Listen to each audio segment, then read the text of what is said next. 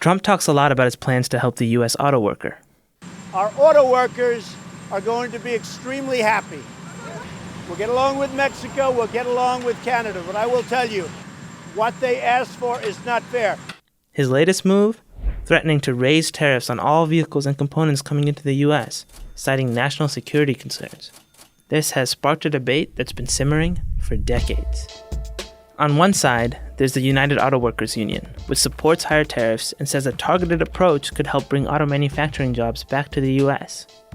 On the other side, there are economists, part suppliers, car dealers, and manufacturers. They all say tariffs are a bad idea, and that they could set off a domino effect that could harm U.S. auto workers and raise the price of cars for the consumer.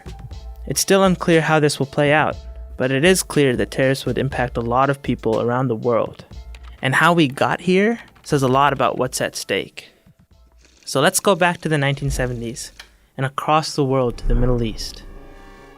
In 1973, OPEC set an oil embargo that cut exports and lifted gas prices in the US. Then, in 1979, political unrest in Iran suppressed oil production, causing another oil shock.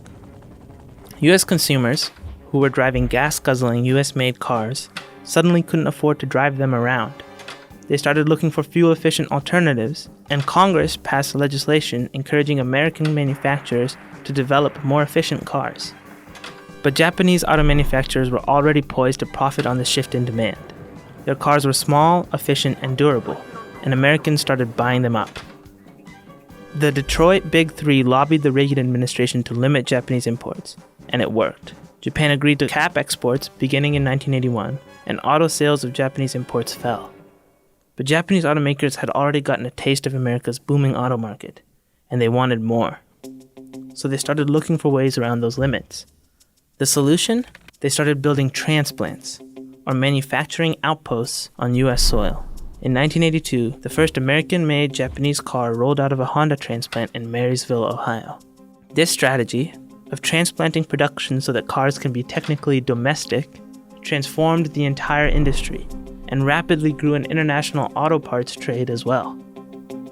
Then, after NAFTA, American automakers took a page from the playbook and began shifting operations to Mexico.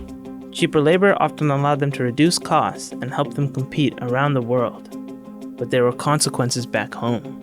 As the industry globalized, the UAW union saw their negotiating power erode. By 2018, foreign manufacturers, whose jobs were not union, would be on track to build more cars in the US than even the Detroit Big Three. That's why they support Trump's auto tariffs.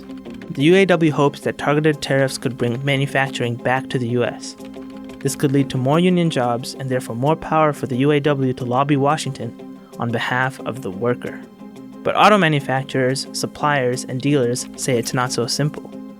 Even if UAW is right, and tariffs help create union jobs, manufacturers will still have to import parts, which would also be subject to tariffs. Toyota, for example, builds Camrys in Kentucky with US labor, but 30% of its parts come from abroad.